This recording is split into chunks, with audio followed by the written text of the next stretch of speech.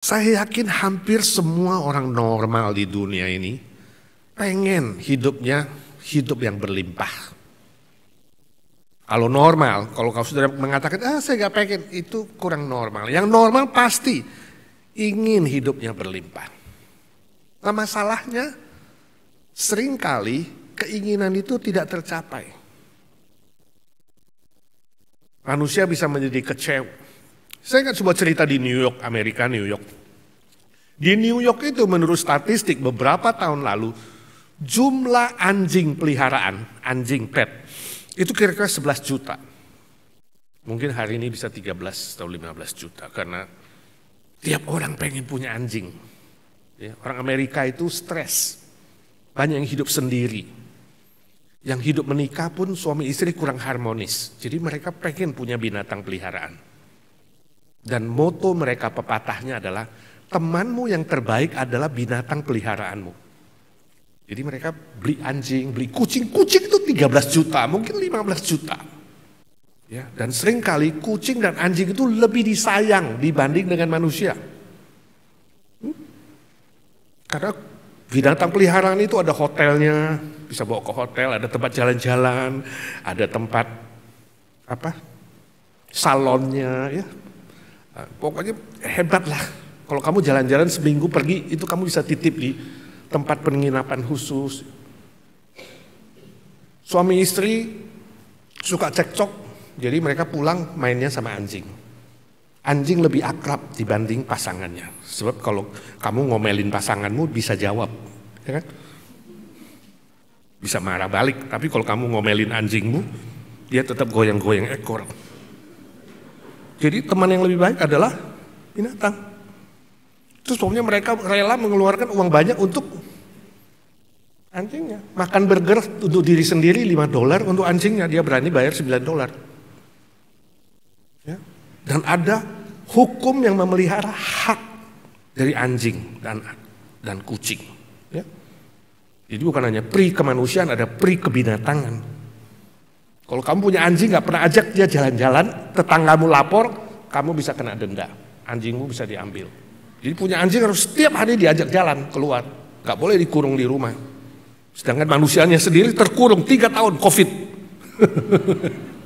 Hebat ya. Nah kalau anjing itu mati, gak boleh sembarang dibuang.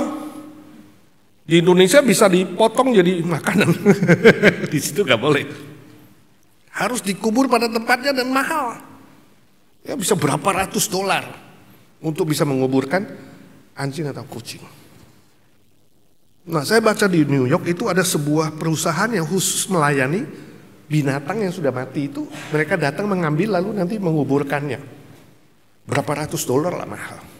Nah suatu hari di koran ada sebuah iklan yang menawarkan bahwa anjing atau kucing yang meninggal bisa mereka layani, diambil dan dikuburkan atau dikremasi dengan biaya murah, hanya $50. Wah, jadi laku. Nah, bagaimana dia bisa murah? Rupanya begini ceritanya. Kalau ada orang yang anjingnya mati, dia telepon, ya, telepon khusus itu, layanan khusus, orangnya datang, ya, membawa sebuah koper. Nah, koper itu koper bekas. Ya, dia cerita, koper bekas dia beli di thrifty store. Thrifty store itu toko barang bekas. Murah-murah, mungkin dia beli cuma $1 satu koper. Ya, dia bawa koper itu, dia bawa pulang, dia hiasin, ya, lalu dia bawa ke tempat orang yang telepon minta anjingnya dibawa. Lalu setelah sampai sana anjingnya mati ditaruh di koper. Ya, lalu dia tutup, dia bawa pergi, terima $50. Modalnya berapa? $1, mungkin dengan hiasan-hiasan $5 lah. Ya kan? Kalau dia bawa koper itu, dia naik subway. Nah New York itu subway, pakai MRT begitu ya, banyak sekali subway.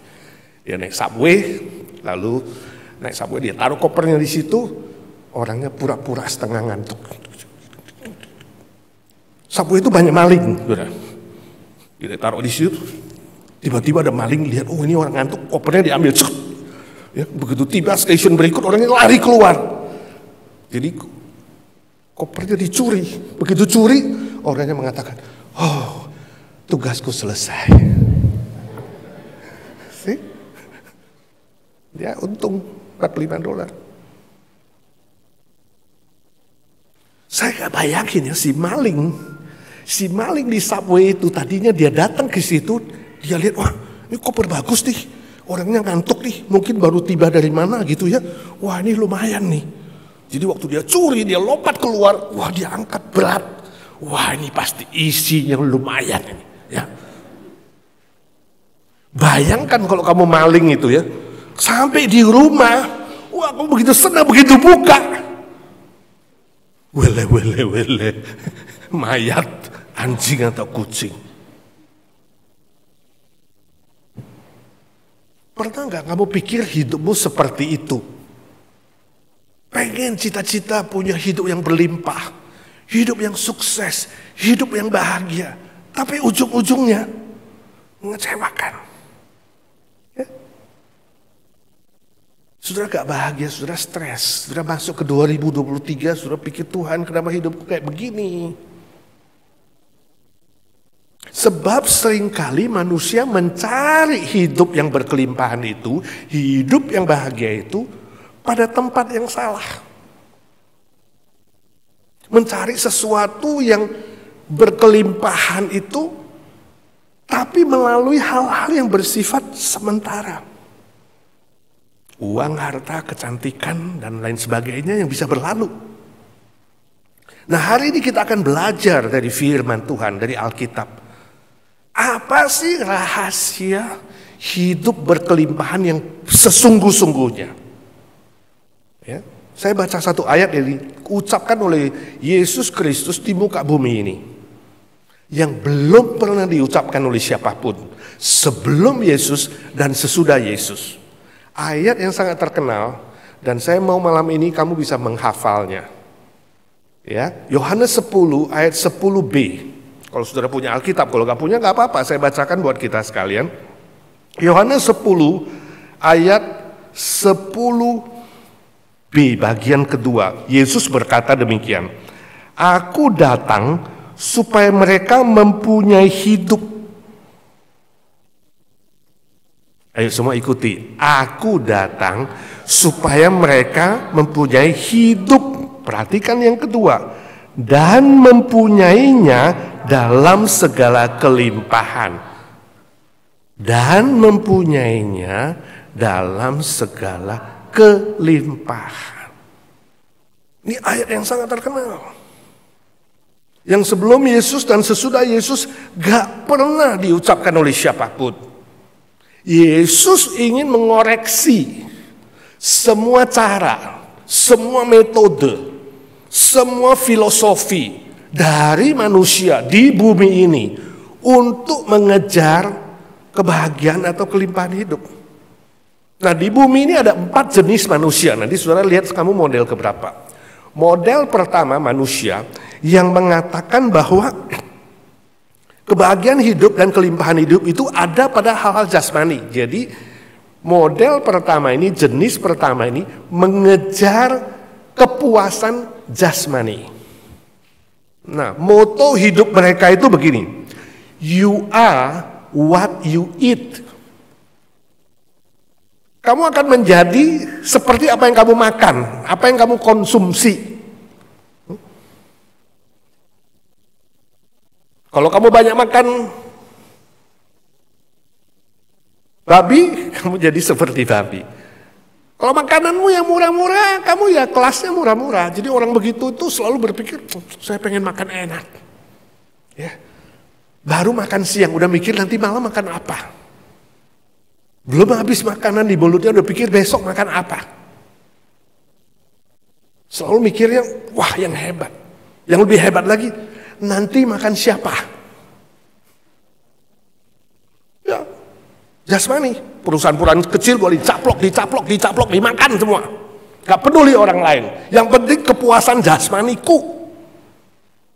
Sebab dia pikir kepuasan jasmani itu memberi bahagia. Dia pikir filosofinya, filsafatnya, prinsipnya bahwa semua yang bersifat jasmani itu memberi kepuasan dan kebahagiaan yang sejati. You are what you eat.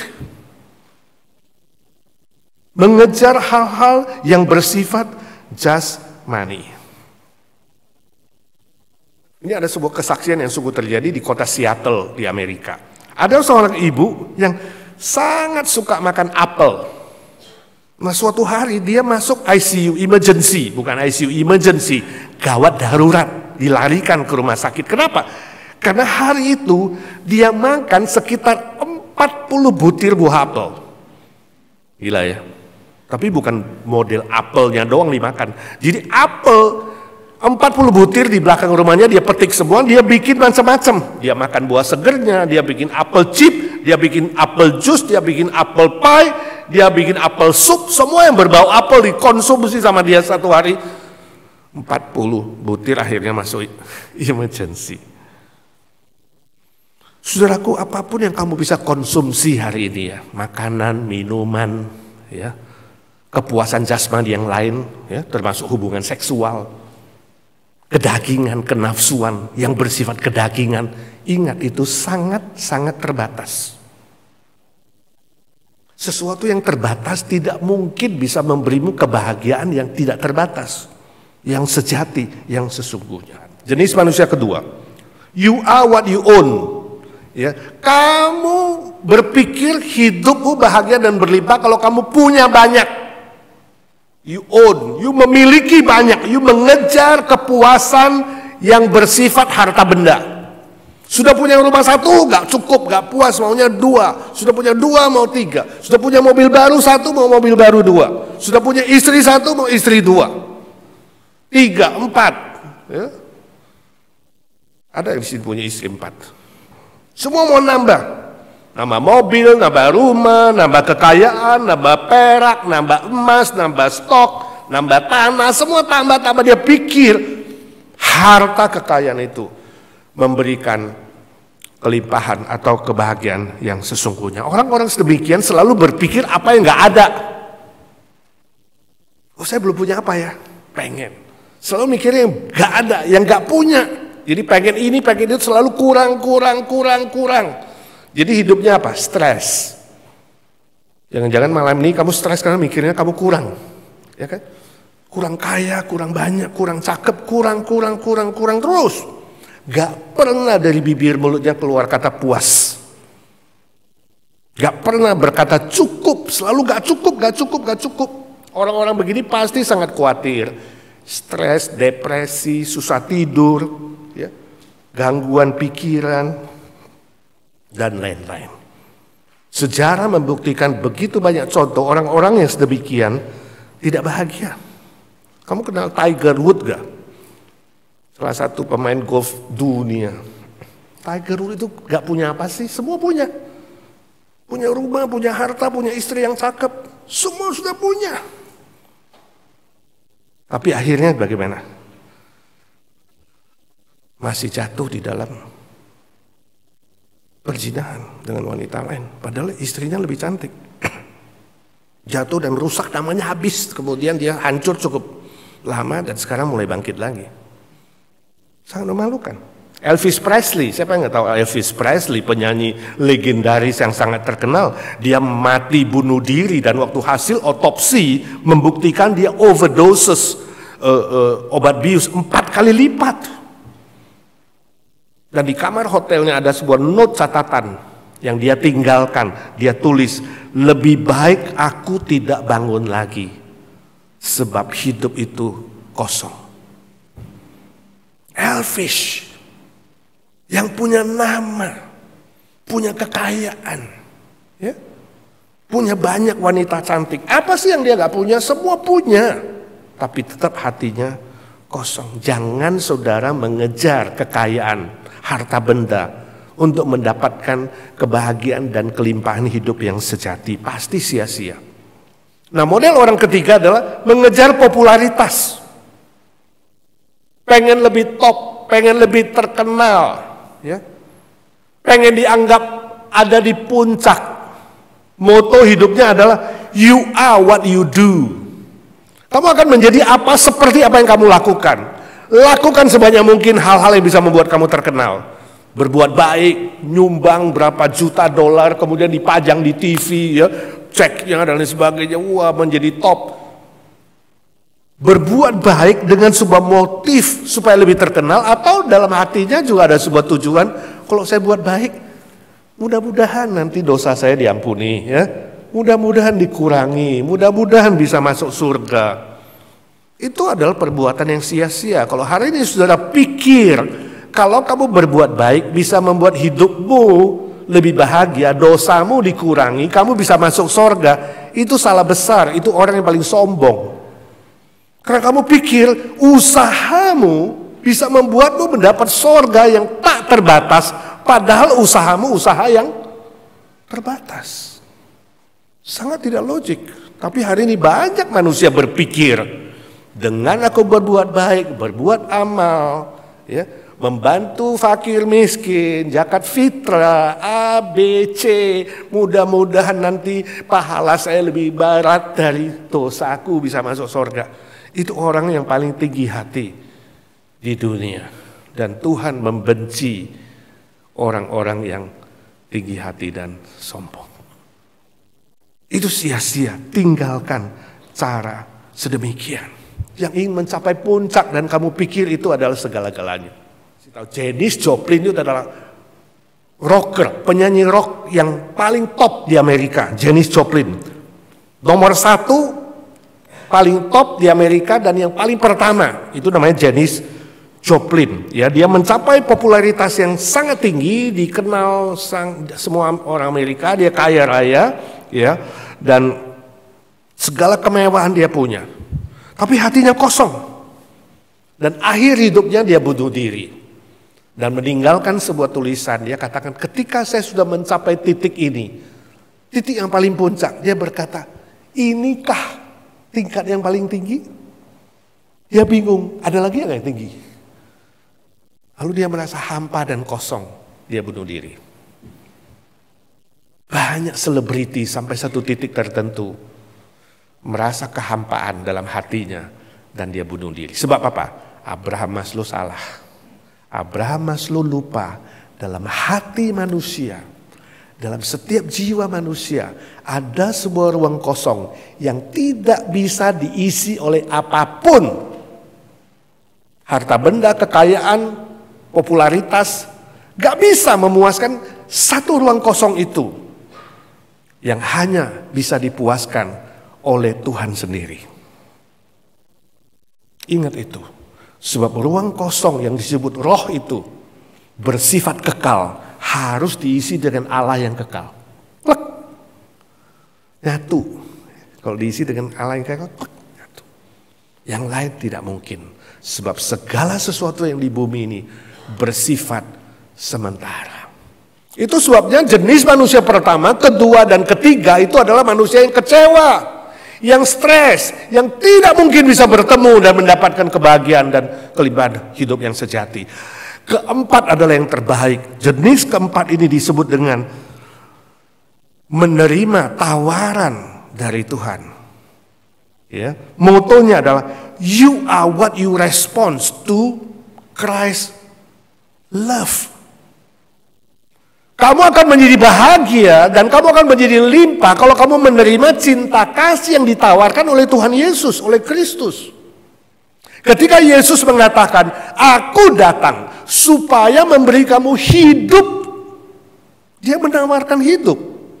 Nah, kata hidup di situ menunjuk apa? Hidup yang kekal. Bukan hidup seperti di dunia yang sementara yang akan berlalu 60 tahun, 70 tahun. No. Tapi hidup yang bersifat kekal.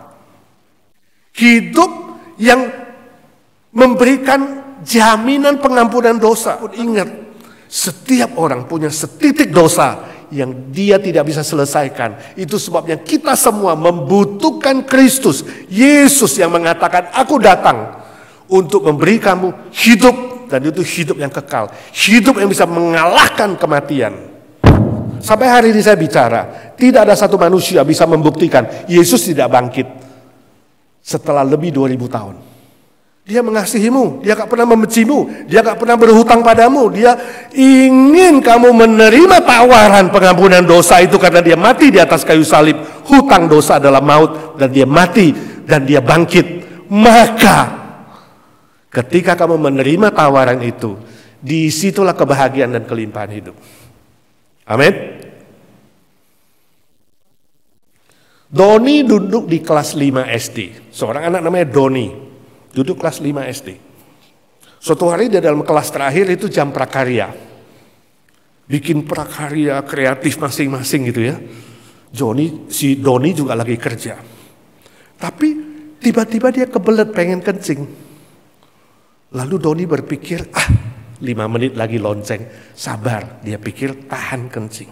Dia kerja-kerja lagi. Tiba-tiba gak sampai 1 menit dia rasakan, kok di paha saya anget-anget ya? Artinya apa? Doni ngompol. Wah, dia langsung tutup kepala. Dia berdoa, Tuhan aku ngompol. Ini emergency Tuhan, gawat darurat. Kalau semua temanku tahu aku malu. Aku akan diejek, dihina seumur hidupku. Mereka gak bisa lupa ini Tuhan. Tolong harus bagaimana. Koman kami. Berdoa minta tolong sama Tuhan. Si ibu guru di depan lihat. Ini si Doni kok tunduk kepala komat kami ngapain ya? Lalu guru panggil dia, Doni, dia kaget. Are you okay? Dia gak tahu mau jawab apa. Tiba-tiba di belakang dia duduk seorang wanita, siswa perempuan, namanya Susi. Dia udah selesai itu, dia punya prakarya, dia buat sebuah toples, ya, akuarium kecil. Ada airnya, ada ikannya. Dia mau bawa ke depan, udah dihias. Tiba-tiba entah kenapa, tumpah pas di pangkuannya Doni. Pure, waduh. Basah semua. Ibu guru bilang, Susi, kenapa gak hati-hati? Si Doni ikut marah. Susi. Dalam hatinya, syukur, oh Tuhan syukur. Aku gak ketahuan ngompol. Susi diomel-omelin sama bu guru. Kamu kenapa tumpahin? Wah udah kotor, ngepel, bersin. Wah diomelin. Doni dapat simpati dari bu guru. Bu guru dari laci keluarin celana bersih. Dia bilang, sana Doni, ganti di toilet. Wah Doni senang sekali. Lega deh rasanya ya. Rasanya nafas panjang. Dia terlepas dari rasa malu, rasa takut.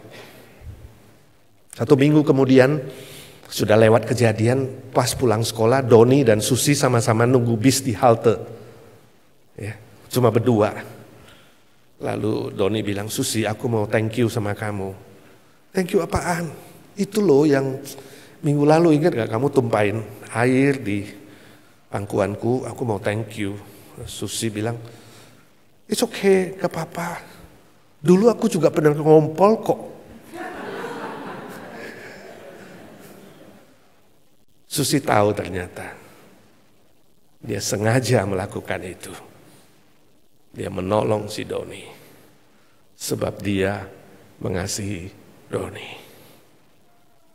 Itu yang Yesus lakukan. Tidak ada manusia bisa menyelesaikan dosanya sendiri. Itu sebabnya Yesus harus turun dari sorga. Dia rela datang. Kita baru merayakan Natal. Dia turun ke dunia ini, menanggalkan kealahan dia. Dia adalah Allah pencipta langit dan bumi. Dia tanggalkan kealahannya. Dia buat dirinya terbatas lahir menjadi manusia. Dia rela hidup 33,5 tahun di bumi ini. Dia rela naik ke atas kayu salib, dihina, diejek, dimaki, dicaci, ditolak. Dia menanggung semua itu. Demi kamu, demi saya, mengasihimu. Sebab upah dosa adalah maut, tidak ada seorang pun yang bisa membayarnya. Tapi kasih karunia dari Yesus Kristus adalah hidup yang kekal. Dan dia buktikan dengan kebangkitannya pada hari ketiga. Kalau hari ini kamu duduk di sini kamu tidak yakin, kalau besok kamu mati dosamu diampuni 100%. Dengan hati yang rendah saya katakan, undang Yesus Kristus. Terima undangan dia. Menjadi juru selamatmu. Satu-satunya yang memberi kepastian hidup kekal. Bukan mudah-mudahan, bukan insya Allah, bukan semoga. pasti hidup kekal di sorga. Oh, indah sekali tawaran Yesus, sebab dia bukan saja mengatakan, aku datang memberi kamu hidup, tapi dia lanjutkan, dia katakan, dan memberinya, supaya kamu mempunyainya, hidup itu dalam berkelimpahan. Jadi ada term yang kedua, hidup bukan saja jaminan masuk surga, jaminan dosamu diampuni, tapi hidup berlimpah artinya di bumi ini. Ketika kamu masih ada di dunia ini, di dalam semua aspek hidup kamu akan mengalami berkat Tuhan yang berlimpah, sehingga kamu bisa menjadi berkat untuk orang lain dan memuliakan Bapamu yang di surga. Indah sekali. Orang yang menerima Yesus sebagai juru selamat juga akan diberkati, dipelihara, ditolong, disertai, dan dicukupkan sesuai dengan kekayaan dan kemuliaan Tuhan. Itu janji Tuhan menurut firman Tuhan. Ini sejajar dengan apa yang dikatakan oleh Raja Daud dalam Perjanjian Lama, ketika Daud mengatakan, Tuhan adalah gembalaku, takkan kekurangan aku. Dia gak pernah kekurangan. Dan di situ ada sebuah kalimat dalam Mazmur 23, pialaku akan penuh melimpah. Saudara, orang Timur Tengah itu punya sebuah budaya unik. Kalau tamu datang ke rumah, ya, misalnya kalau tamu datang ke rumahmu, kalau kamu gak suka, biasanya kamu bilang apa? Gak berani ngomong kan di hati kan. Ini orang datang udah 1 jam gak mau pulang-pulang, ya kan? Duduknya lama lagi ngomong, gak berani ngomong kan? Kasih minum, kasih makan, ya dia kira, wah, kita harapin dia cuma 5 menit, dia 1 jam gak pulang. Ya? Ada gak tahun baru yang mengunjungi ke rumahmu lama kamu gak suka? Kalau kamu gak suka, berani gak kamu bilang, pulang-pulang gue gak suka sama lu? Gak berani kan? Orang Timur sih. Timur Tengah beda. Kalau tamu datang, kamu gak suka sama dia, kasih dia minum, isinya dikit aja. Nah, mereka udah tahu, kalau isinya dikit saja artinya apa? Gua gak mau lu lama-lama, pulang. Ngerti?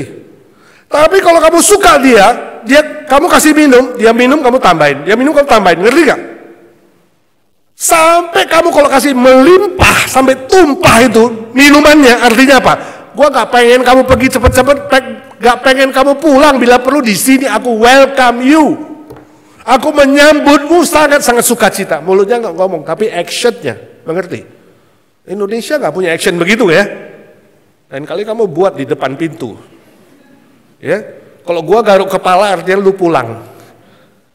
Gak ada Indonesia, sana begitu. Makanya waktu Daud mengatakan, pialaku melimpah ya Tuhan, artinya apa? You welcome me Lord, kamu menyambut aku Tuhan. Pialaku selalu melimpah di hadapanmu Tuhan. Sebab kamu senang dengan aku Tuhan. Kamu menyambut aku, menerima aku, memberkati aku sehingga tak berkesudahan. Kalau kita tumpah itu rugi, betul gak? Kalau anakmu tumpahin susu kamu marah kan? Tumpah-tumpah boros kamu, ngisi bensin tumpah, marah juga.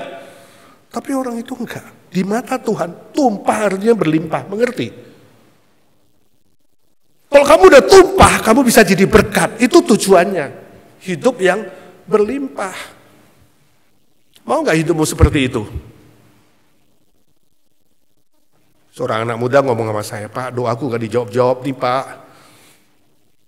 Gua kan udah datang ke gereja, udah setia beribadah, ya kan?